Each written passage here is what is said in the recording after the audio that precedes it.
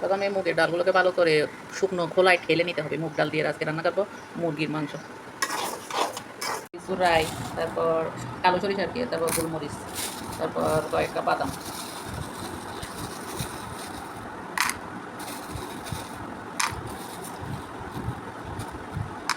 একসাথে দিয়ে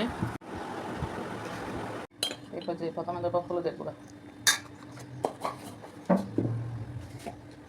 তারপর ধনিয়া, জিরা, গরম মশলা সব একসাথে কলে পেশানো। এখন দেবো মরিচের গুঁড়া,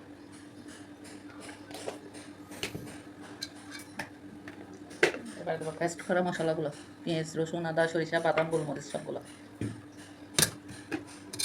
তারপরে হাত দিয়ে ভালো করে ম্যারিনেট করে নিতে হবে।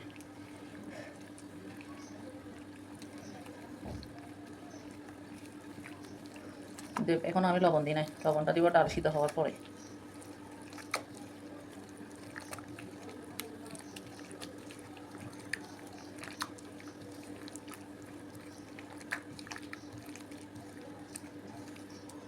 দশ মিনিট ম্যারিনেট করে রাখার পরে তারপর আমি গরম তেলে ছেড়ে দেবো।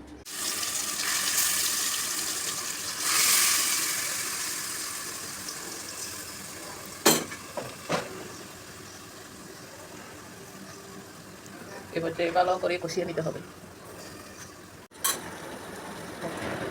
এবারে দেবো একটা তেজপাতা আর কিছু কাঁচামরিচ, তারপর ভালো করে কষিয়ে নিই।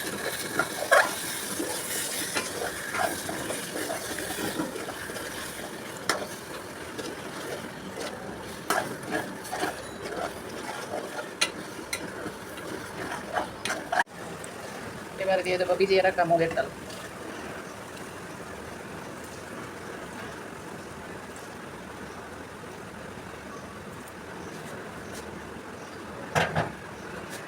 তারপর সব একসাথে ভালো করে অনেকক্ষণ যাবত কষাতে হবে।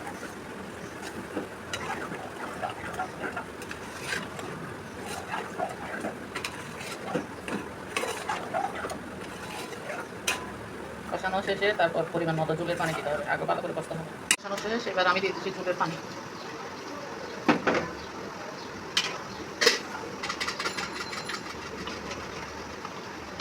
এই পানিতে ডাল সিদ্ধ হয়ে যাবে, একদম মাখো মাখো হয়ে গেল। মাখো মাখো মুগ হয়ে গেল, আমাদের সাথে মাখো মাখো মুগ ডাল।